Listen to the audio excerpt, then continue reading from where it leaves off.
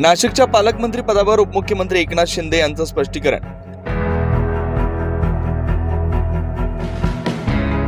विधानसभा निवडणुकीत घवघवीत यश मिळाल्यानंतर उपमुख्यमंत्री एकनाथ शिंदे हे शुक्रवारी आभार दौऱ्यानिमित्त पहिल्यांदाच नाशिक दौऱ्यावर आले। या दरम्यान त्यांनी नाशिक जिल्हाधिकारी कार्यालयात कुंभमेळा आढावा बैठक देखील घेतली।